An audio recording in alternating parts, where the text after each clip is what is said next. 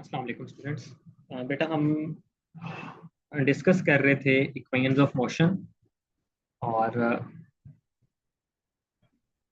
हमने अभी तक first equation of motion, second, third by formula drive की थी।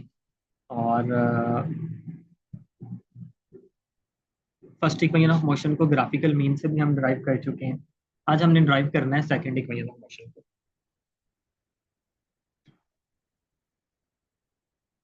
सेकंड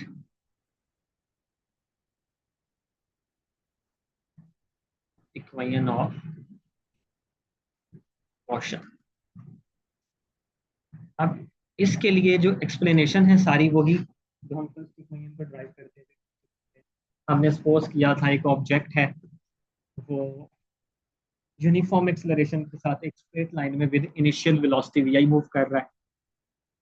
कुछ टाइम के बाद उसकी वेलोसिटी चेंज होकर वी एफ हो जाती है और एक पॉइंट ऐड कर देना है। इस ड्यूरेशन के अंदर बेटा वो कुछ डिस्टेंस ट्रेवल करता है और वो डिस्टेंस है एस, जो कि उसने ट्रेवल किया। तो हम सेकंड इक्वेशन ऑफ मोशन उसके लिए कैसे ड्राइव करेंगे, उसके लिए जरा ग्राफ को एक दफा से फिर बना लेते हैं। हमने वेलोसिटी टाइम ग्राफ बनाना है।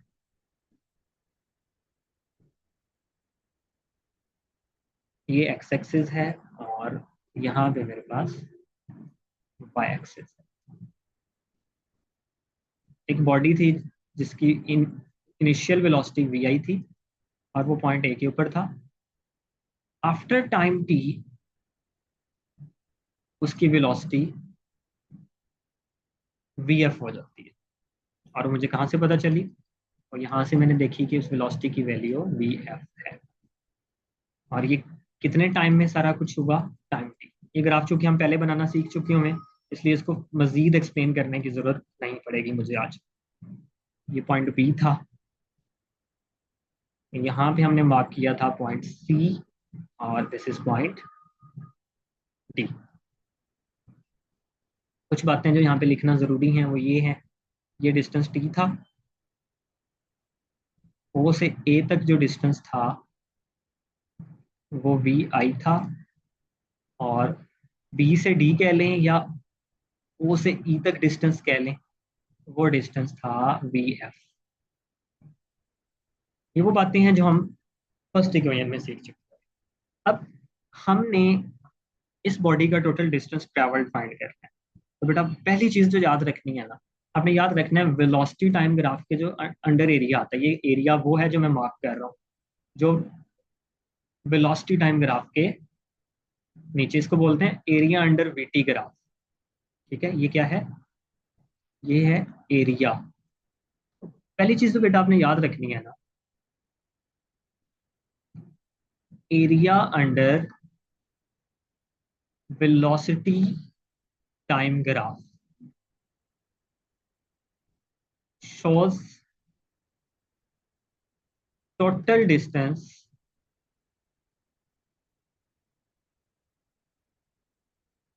covered by body।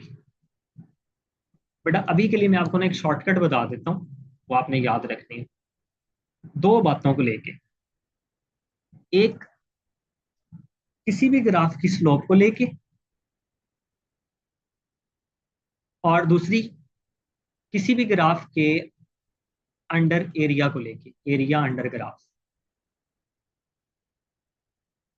बेटा शॉर्टकट इज दैट, जब आपने स्लोप फाइंड करनी है किसी भी गिवन ग्राफ की, तो आपने वाई एक्सिस वाली वैल्यू को एक्स एक्सिस वाली वैल्यू को डिवाइड कर देना। तो जो क्वांटिटी आएगी वो स्लोप का आंसर होगा, रिजल्टेंट क्वांटिटी आपको मिल जाएगी।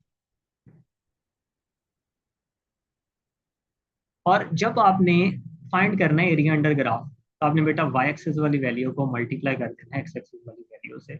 तो इसमें भी आपको एक रिजल्टेंट क्वांटिटी मिल जाएगी।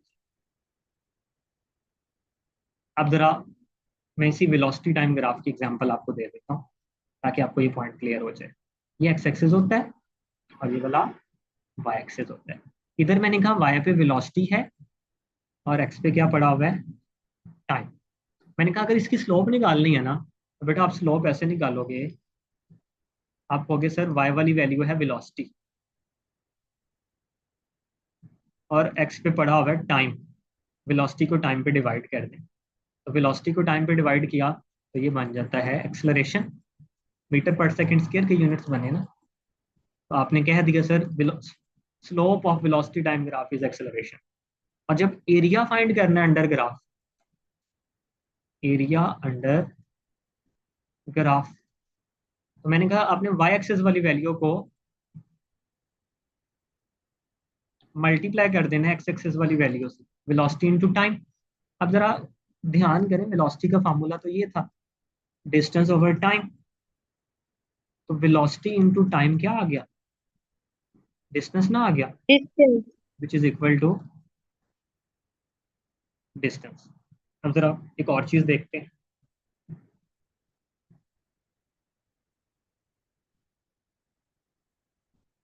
बेटा इधर वर्क पड़ा हुआ है और इधर टाइम है, मैंने वर्क और टाइम के दरमियान में ग्राफ प्लॉट किया, और मैंने आपसे क्वेश्चन ये कर लिया, बेटा बेटा मुझे ये बताएं इसकी स्लोप किस चीज के इक्वल होगी, बता सकते हैं? Sir W/T। हाँ जी, वो क्या आएगी, क्वांटिटी कौन सी आएगी वर्क को टाइम पे डिवाइड करने से, भूल गया मैं? इट वाज पावर, क्या थी, पावर। पावर। अच्छा, चलें एक और सवाल। बेटा इधर फोर्स पड़ी हुई है और इधर मैं, लेट्स सपोज, बल्कि नहीं इसको चेंज करते हैं, इस डायरेक्शन में कांस्टेंट फोर्स है और इधर डिस्प्लेसमेंट पड़ा हुआ है।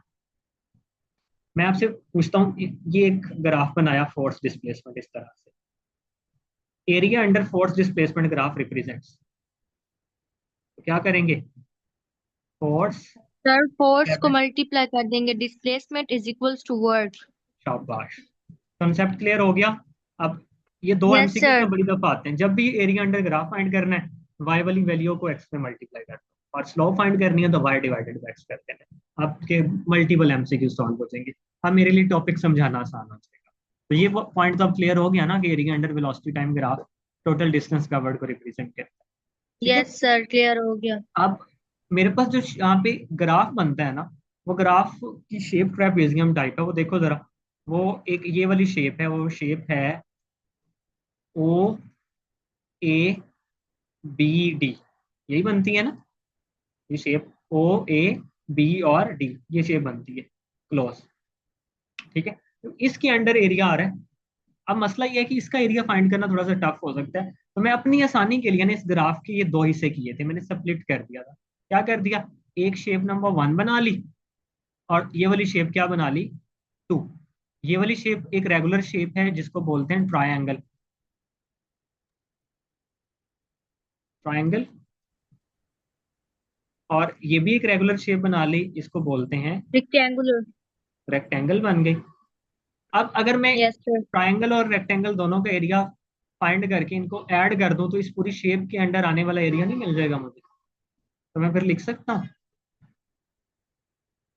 Area of O A B D, बल्कि area under, sorry, area under लिखना आपने, एरिया ऑफ में लिखना, एरिया अंडर।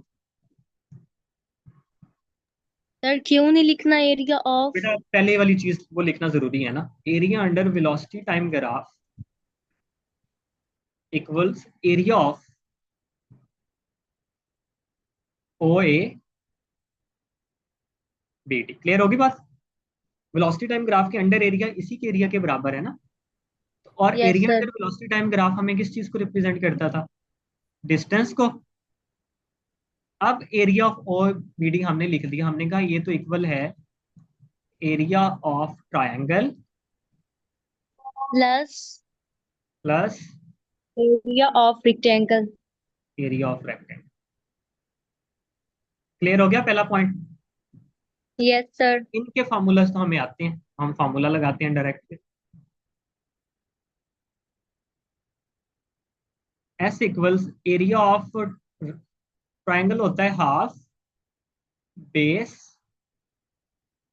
इंटू हाइट कह लें या एल्टीट्यूड कह लें, कुछ भी कह सकते हैं, प्लस एरिया ऑफ रेक्टेंगल होता है length multiply with depth. Multiply by thickness और विड्थ। जी जी हो गया बेटे। अब हाफ ट्राइंगल के ऊपर जाके उसकी बेस की वैल्यू देखते हैं। बेस है बेटा ट्राइंगल का ये वाला, ए से सी, तो इधर लिख लिया ए सी, मल्टीप्लाई बाय इसी ट्राइंगल की हाइट भी ले लेते हैं, वो है बी से C into B C. Plus length of, length है ओ से डी नीचे रेक्टेंगल की, सर ए मल्टीप्लाई से बाय, सी भी तो हो सकती है। बिल्कुल हो सकती है, आप उसको ओ से डी कह लो या ए से सी कह लो। ओ से ओ से डी लिखना था यहाँ पे भी, यहाँ पे क्या लिखना था,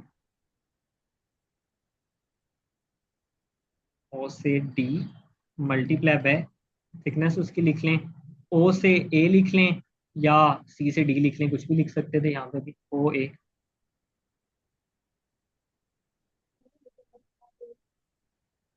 अब यहाँ पे हमने वैल्यूज पुट करनी है। आई होप मुझे वैल्यूज दोबारा बताने की जरूरत नहीं पड़ेगी।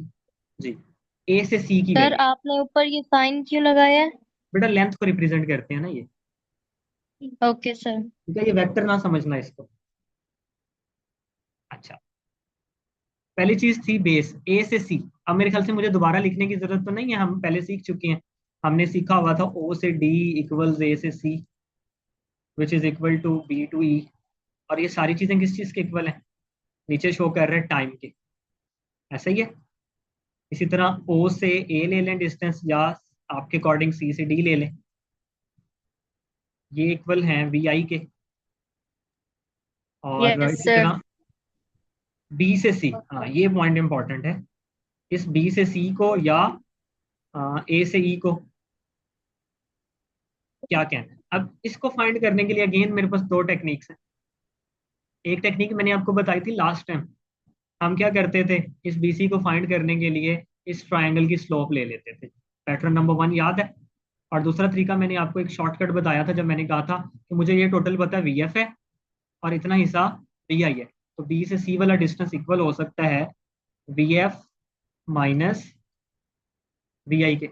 याद आ गई ये वाली बात भी। तो हम दोनों टेक्निक में से कोई भी यूज कर सकते हैं। पहले मैं बुक वाली टेक्निक यूज कर लूंगा, अगर आप कहेंगे सर बुक वाली अच्छी नहीं है, फिर हम इसकी जगह V F minus we I put करके हम वहां से भी की वैल्यू निकाल सकते हैं। जरा पुट करते हैं ए से सी की वैल्यू, ये तो मेरे ख्याल से है टी के इक्वल, मल्टीप्लाई बाय, अब ये बी से सी वाली वैल्यू है। एक टेक्निक तो ये है कि इस बी सी को फाइंड करने के लिए हम स्लोप ले लेंगे, मैं साइड पे कर देता हूँ काम, आपको जो अच्छा लगे दोनों में से कर लीजिएगा। स्लोप होती है परपेंडिकुलर ओवर बेस, परपेंडिकुलर तो बी सी ही है और बेस है ए सी, स्लोप इक्वल होती है ए के, बी सी की वैल्यू फाइंड करनी है और ए सी इक्वल है टी के, तो यहाँ से बी सी की वैल्यू आ जाएगी ए टी के। टेक्निक नंबर 1 तो ये है जो आपकी बुक ने फॉलो की हुई है। दूसरी टेक्निक मैंने बताई बेटा, from figure it is clear that B C is equal V F minus we I. अब हमने फर्स्ट इक्वेशन से ये पढ़ा था V F minus we I equal होता है किस चीज के भला, ए टी के। लिख देता हूँ दोबारा, V F equals we I plus A T, तो ये अगर वी आई उधर जाएगा तो माइनस नहीं हो जाएगा, V F minus we I equal हो यस जाएगा सर। A T. तो ये दोनों टेक्निक्स ही ठीक है, कहीं से भी निकालें, एट दी एंड बीसी की वैल्यू 80 ही आनी है, चाहे इस टेक्निक से निकाल लें चाहे, तो यहाँ पे मैं लिख देता हूँ इसकी वैल्यू क्या आ गई 80 प्लस, अब बारी है ओ डी की वैल्यू, ओ से डी, ए से सी, बी से सी, ये सारी वैल्यूज इक्वल है टी के, इसकी जगह टी पुट कर दें, और ओ ए की वैल्यू है वी आई। सॉल्व कर लेते हैं इसको जी, S is equal to half A T square plus V I T, सीधा करके लिखेंगे S is equal to V I T plus 1/2। 80 square. बेटा ये आपके पास सेकंड इक्वेशन, वेरी सिंपल, मेरे ख्याल से इसमें कुछ भी चीज डिफिकल्ट नहीं है, ये हम चूंकि पहली इक्वेशन सीख चुके थे इसलिए हमें मसला नहीं हुआ। आज इसको करने में। क्लियर है ये? Yes sir. मूव करते हैं थर्ड इक्वेशन, कोशिश करते हैं हम आज थर्ड को भी वाइंड अप करें। Third equation of motion.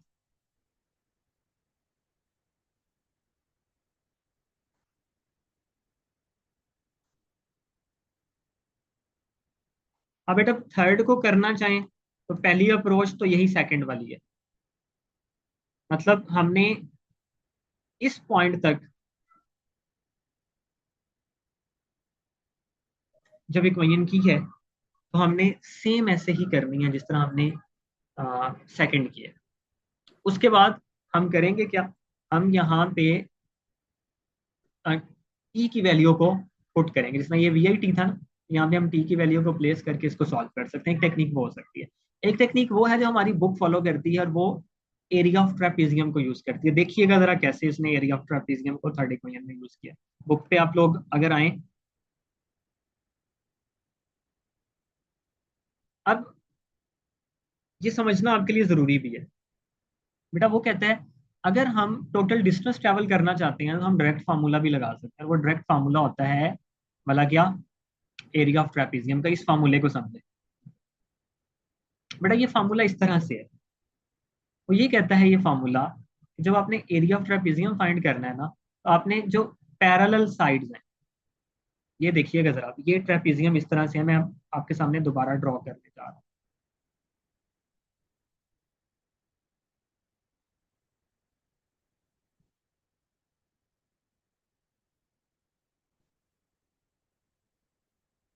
ये शेप है, ये है ओ, ये है ए, ये है बी और ये है डी। अब पहली चीज ये है कि आपने देखनी है पैरेलल साइड्स हैं कौन कौन सी। बेटा ये वाली साइड ओ ए और ये बी डी एग्जैक्टली पैरेलल है। ये दो साइड्स पैरेलल नहीं है। क्लियर होगी बात? ये दोनों क्या है, पैरेलल है। वो कहता है जब आपने इसका एरिया फाइंड करना है ना, तो उसका फॉर्मूला सिंपल है। आपने क्या करना है, फॉर्मूला होता है half sum of parallel sides. Parallel side पहली पड़ी हुई है ओ ए और दूसरी साइड है बी डी। इनको क्या कर दो, half into O A plus B D, और इसको मल्टीप्लाई कर दो एल्टीट्यूड से।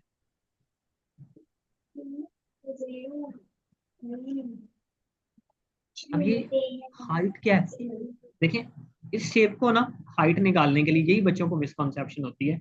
बच्चे ऐसे केस के अंदर हाइट इसको कंसीडर करते हैं। बेटा ये तो दो साइड्स पैरेलल हैं। दो पैरेलल साइड के अलावा जो स्ट्रेट साइड ये वाली बचती है ना, ये एल्टीट्यूड को रिप्रेजेंट करती है। इसको रिप्रेजेंट करती है एल्टीट्यूड और हाइट को। Sum of parallel sides into perpendicular side. Actually जो हाइट होती है ना, वो वाली लेनी है जो इन दोनों के साथ क्या हो, परपेंडिकुलर हो। तो ये कौन सी साइड होती है, perpendicular side to both parallel sides. Concept याद रहेगा? तो ये जो हाइट लेनी है, कौन सी वाली साइड लेनी है, ये वो साइड होगी which is perpendicular to parallel sides होगी। ये बात याद रहेगी इस फार्मूले से। Yes sir. सर हमने यहाँ पर यही ओ ए बी डी को देखना है ना? जी जी। अब देखो उसने क्या किया, मेरे ख्याल से मुझे खपना भी नहीं पड़ना इसके अंदर। S is equal to half O A plus B D into और डी। अब आपके पास ये सारी वैल्यूज मौजूद, आपने वैल्यू पुट की half V I plus V F into T. यहां से उसने क्या किया, उसने इस टी की वैल्यू, जिस तरह मैंने आपको बताया था वहां पे भी मैं टी की वैल्यू पुट करूंगा। अगर आपको याद हो तो मैंने कहा था, ठीक है। हमें फॉर्मूला पता है एक्सेलरेशन का, it is equal to V F minus we i minus over b t. I तो ओवर टी। यहाँ से उसने टी की वैल्यू ये निकाल ली है। क्लियर होगी बात? जब उसने टी की वैल्यू यस निकाली तो सर। देखें क्या किया उसने, इस जगह इसी टी की वैल्यू को पुट किया। ये वैल्यू पुट हो गई, टू ए को उधर ले गया वो चुप करके, वो बन गया टू ए एस। इधर रह गया वही वाला फॉर्मूला जो हमने पहले सीखा हुआ है, A plus B into A minus B. ये देखें A B, A plus B into, और ये होता है A A square minus B. Minus, ये आंसर क्या आ गया, 2as is equal to we F square minus we I square. ये भी क्लियर है? Yes sir. इसको मुझे ड्राइव करवाने की जरूरत तो नहीं है? नो सर, समझ आ गई है। ठीक हो गया। अब Excuse me, जरा, sir. जी बेटा बोलो। Sir, in the diagram of the trapezium, why is OD considered as the height? It's horizontal. बेटा मैंने आपको एक चीज बताई थी, एक्चुअली यहाँ पे जो हाइट या एल्टीट्यूड का मतलब लिया जाता है ना, वो ये वर्ड याद रखना है, ठीक है? दो parallel sides into actual formula होता है side perpendicular to parallel side, उसको हमारी बुक क्या कंसीडर कर रही है, हाइट कंसीडर कर रही है, ठीक है? आपने एक्चुअल फार्मूला माइंड में रखना, इसलिए ये मैंने बताई है बात, याद रहेगा अब? Actual formula is yes that sir. Parallel sides into side perpendicular to parallel sides. Sir हर डायग्राम में यही फॉर्मूला अप्लाई होगा? ट्रेपेजियम में जब भी फाइंड करना है यही यूज होता है, उसका अंडर एरिया फाइंड करने की। Okay sir.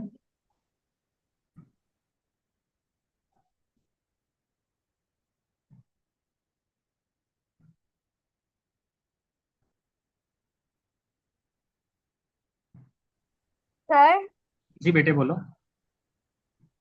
सर आपने पीछे ओ ए बी डी के ऊपर जो सी लाइन लगाई थी, जी बेटा। लेकिन बुक में तो लाइन लगी नहीं है।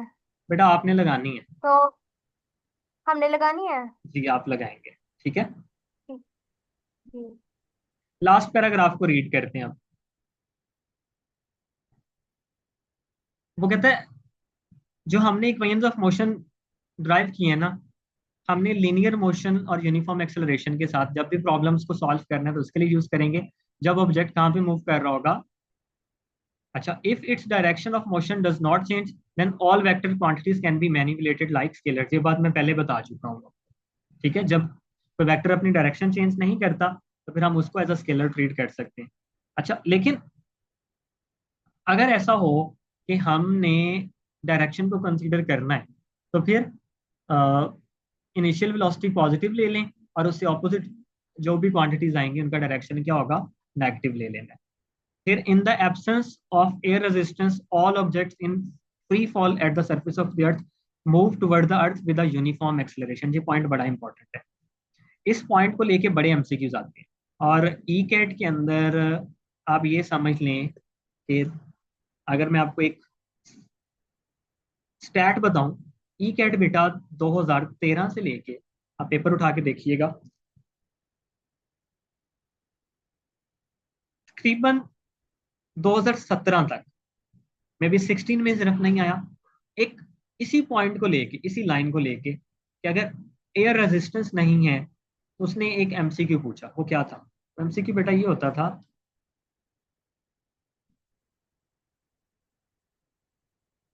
If a boy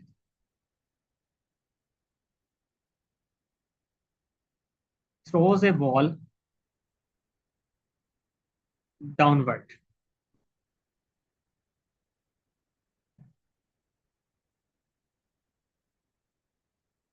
what will be the acceleration of ball just after leaving his hands? उसके बाद वो ब्रैकेट में लिखता है assuming no air resistance। अब उसके नीचे वो चार ऑप्शन देता था। ऑप्शन नंबर ए देता था equal to G, option number B देता था more than G, Charlie option देता था वो लेस देन जी, और डेल्टा ऑप्शन बड़ा मजे का देता था डिपेंड्स ऑन throwing स्पीड। और यही ऑप्शन होता था जो बच्चों को ट्रैप कर देता था, और 95% स्टूडेंट क्या लगा के आता था, इसको टिक कर देता था। तो लगता था कि मैंने तो ठीक लगाया। तो बुक क्या कहती है, कोई भी ऑब्जेक्ट है जब एयर रेजिस्टेंस एब्सेंस होगी तो वो free fall at the surface of earth आएगा और एक यूनिफॉर्म एक्सेलरेशन से मूव करेगा। इन फ्री फॉलिंग ऑब्जेक्ट्स के इस यूनिफॉर्म एक्सेलरेशन को हम रिप्रेजेंट करते हैं जी से। क्लियर होगी बात। ऑब्जेक्ट्स इस एक्सेलरेशन के साथ ही आएंगे। उसका आंसर क्या बनता था, उसका आंसर बनता था ये, इक्वल टू जी। अच्छा, इक्वल टू जी की जगह जो 14 में टेस्ट आया था उसमें एमसीक्यू में उसने ऑप्शन ये लिखा था, equal to 9.8 ms-2, B more than 9.8, C less than 9.8 ms-2, और डी ऑप्शन फिर यही था। इसका आंसर अगर इस तरह भी होता तो इक्वल टू जी होता। तो ये एक एमसीक्यू आपने नोट भी कर लेना है फॉर ई कैट। अगर कोई इंजीनियरिंग या आईसीएस या मेडिकल वालों ने भी टेस्ट देने हैं तो ये एक मोस्ट रिपीटेड ई कैट का एमसीक्यू रहा है, और अब ऑनलाइन में भी ये बच्चे बताते हैं कि सर ये एमसीक्यू आता है। यहाँ पे शॉर्ट क्वेश्चन आपने बना लेना है, define gravitational acceleration.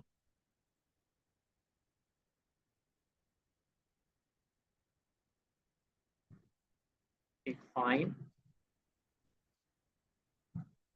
gravitational acceleration. The acceleration of free falling bodies is called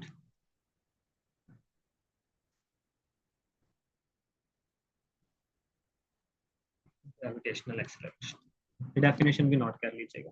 इसी पॉइंट को लेते हुए कल का जो हमारा लेक्चर होगा वो सिर्फ और सिर्फ एमसीक्यू बेस होगा। हमने इक्वेशंस ऑफ मोशन से रेलिवेंट मुख्तलिफ एमसीक्यूज हैं जो चाहे एंट्री टेस्ट के अंदर आते हैं चाहे बोर्ड के अंदर आते हैं, हम उनको सॉल्व करेंगे। अभी तो कोई सवाल पूछना चाहें तो आप पूछ सकते हैं, वरना लेक्चर को।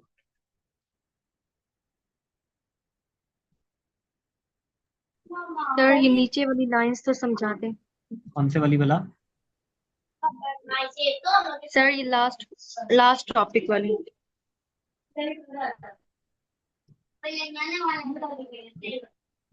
बेटा ये एक्सेलरेशन इज नोन एज वाला। सर ये लास्ट वाली line, the equation of uniformly accelerated motion. बेटा वो कहते हैं हम इन इक्वेशंस को फ्री फॉल मोशन के लिए भी अप्लाई कर सकते हैं। ये मैं कल डिस्कस कर दूंगा। हमने जितनी भी इक्वेशंस ड्राइव की है ना बेटा, हमने एक ही जगह जी कर देना कि हम और इनको एस की जगह रिप्लेसिंग ए बाय जी कैसे करते हैं।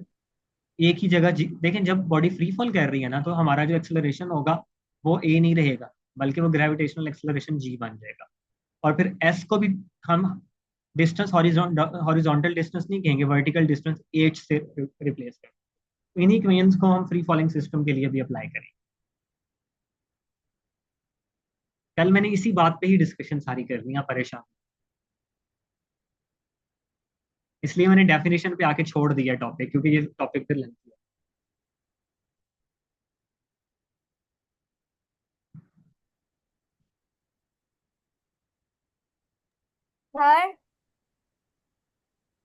सर जी सर बच्चे, ये लिविंग के बाद क्या आपने लिखा है? Free falling bodies. नहीं सर जी, ये लिविंग चीज आगे एमसीक्यूज जो से। If a boy throws a ball downward, what will be acceleration of ball just after leaving his hands?